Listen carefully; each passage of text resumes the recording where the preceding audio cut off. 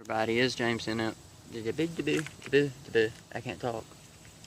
Hey everybody, it's James Mill here, everybody's least favorite redneck. Me and the baby sitting out here in a little garden area today. I got a big cucumber. I got a little pepper. It's kind of little. It's getting bigger. And now I've got a shook up Pepsi. Anyways, this is video 2 of lowering the red truck.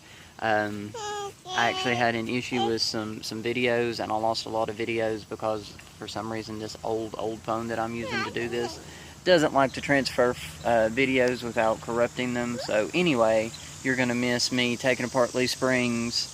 I had to buy 2 new leaf springs because my eyes were broken out of one, and I bought 2, that way one side wasn't lower or higher than the other, and it actually turned out one side is higher than the other, but that may be because of the front, so I'm not going to really worry about it until I get the whole thing dropped, and then we'll worry about leveling it out on each corner. Anyway, so what you missed from the videos that I lost is I had to cut the head and the nut end off of each bolt inside where the bushing comes through. Luckily, you don't have to watch all that mess. Just know that it was a pain in the butt, and I used a thin angle grinder to do it, as well as a sawzall where I could get it into. Other than that, it was pretty straightforward. Take leaf spring off, put it under the axle, jack it up, put it back together. Make sure you use your flip kit bracket, and it's got a hole on one side. Make sure you put it to where the axle's coming back more towards the back of the leaf spring. That way when the drive shaft comes up, it lets it come back more. That's it. That's the only thing you gotta do. She took my cucumber.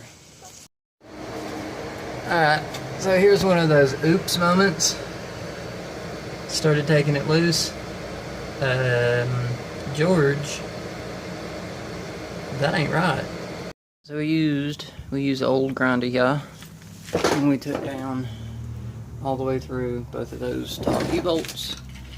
I let it do full sag, and then I give it like a half pump. That way there's a little bit of pressure pumping up on the bottom of the axle. The only thing holding it together right now should be gravity and rust. Break this apart. Should break apart anyway. One side did. One side did.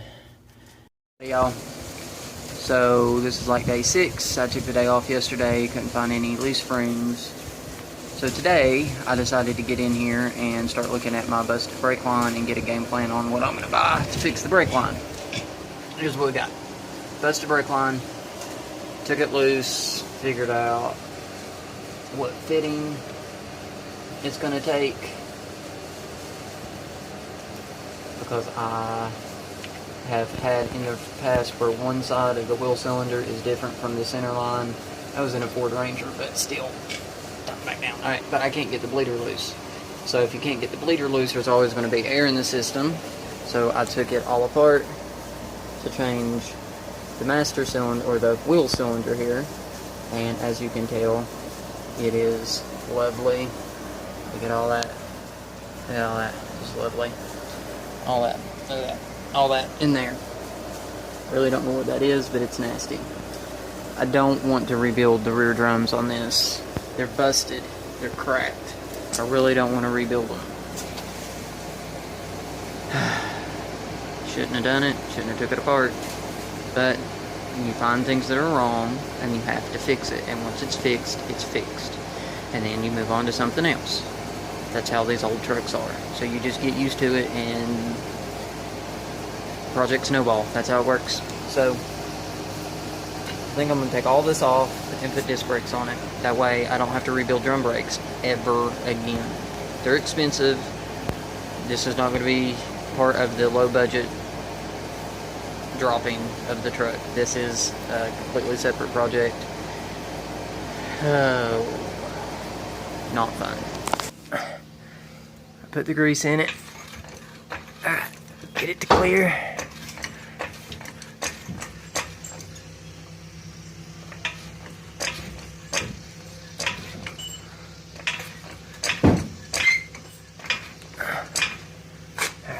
Good.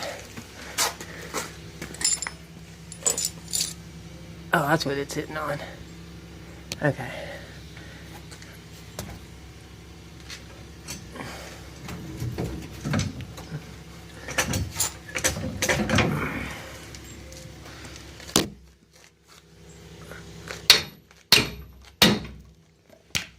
Smack it forward a little bit. Now it won't hit.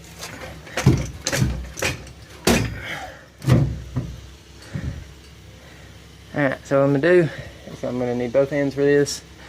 I'm going to push it over, let it down, and set it in the hole. And you got my bolt. I'm going to need that in a minute. Thank you very much. This piece is concerned, I'm not messing with this. That's too rusty. I'm not drilling that out. I'm not trying to save that bracket. I cut the, whatever that thing is, the hose holder deal for the vent tube. I cut that loose. I went ahead and put me a piece of flat bar in here. I'm not going to do the relief cut on the backside, but also I'm not just going to leverage it way up here and bend it, because all of this will bend. What I'm going to do is hold it kind of low and hit it real close to where I want it to bend with the hammer. And once I get it laid over and pound on it some, get a good right angle on it, then I'll take it loose, cut it, and make it the size I want it. As far as this bracket's concerned, I got that loose. It still has its little tabbies for the brake line bracket to go through, so that'll work. So instead of going out to the bench grinder, out to the building, I've decided just to put the grinder in a bench and make my own bench grinder. Or I put it in the vise and make my own bench grinder. And I've been working on this. I got it down a little bit. And just like I did with the grinding down of the heads of the bolts on the bicycle, get it hot, dip it, grind it. Get it hot, dip it, grind it. And eventually, I'll get to where I want to be, and we'll be done. Alright, we're cut all the way through. It'll thread all the way on. That's exactly what we wanted. Alright, now, next step, we're going to bend the brake lines to look like that awful mess. Everything is done except the notches. I have got everything that I know to do done down to the notches. Now we are that far from bottoming out. I put on the shock extenders and used temporary bolts because I don't have the right bolts. And I have put that rear end bracket thingy that I made upside down and forward to keep anything from sticking up above the rear end, or the hog nose, whatever you want to call it. I think everything should be good now. That doesn't look like it's leaking. Let's look at it. Where's it at? There it is. Is it leaking? It doesn't look like it's leaking. Alright, let's get this notch put in there. Okay. It's in. Clamped down. I notched the that thing, and I actually had to notch my notch because I couldn't get the grinder any further up in there, nor did I want to.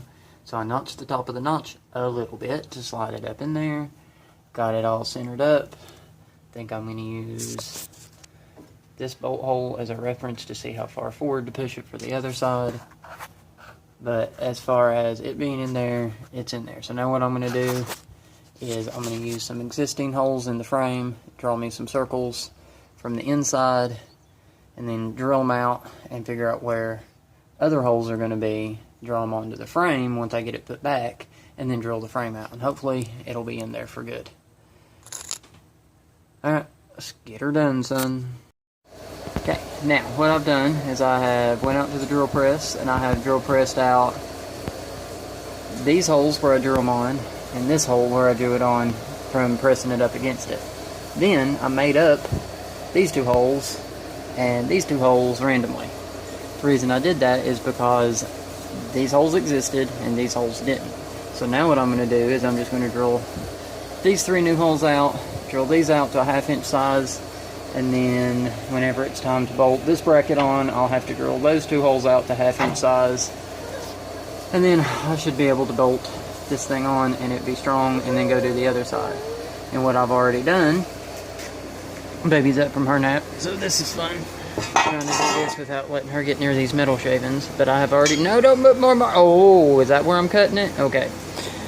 I've already made the 4 random holes, and I'll probably go ahead and drill press them out, and then whenever I put it up on the frame over there, I can mark out the 3 holes for the 3 existing holes. This is putting all her pretty marks all over everything. Okay, you just keep writing on that. That's good. You do good, baby. Yep, just don't get it on your toes. Don't squish your toes. Love you. Alright, 3 on that side, 4 on that side. Yes, those 2 are close, but I didn't pick the spacing on those. Holy cow, I am tired, I'm shaky. We'll do the other side tomorrow. I'm out, y'all.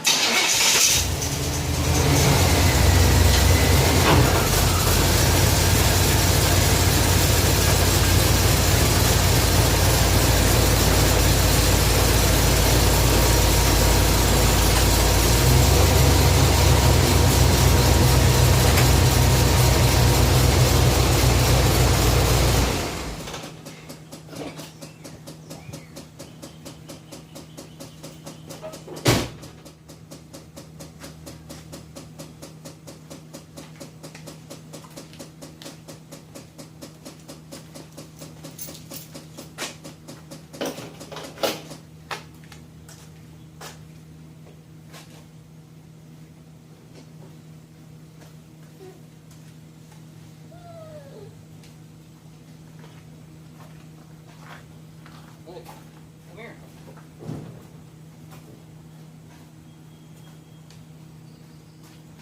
What did I do? Did I lower the truck? Did I lower it? I'm gonna let you harm all the way in here now. Look at that.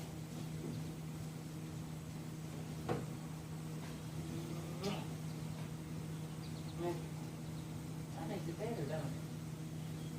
Does that make it better? Yay! You like what we chose. I like what we chose. I hate that. How tall mommy's truck is.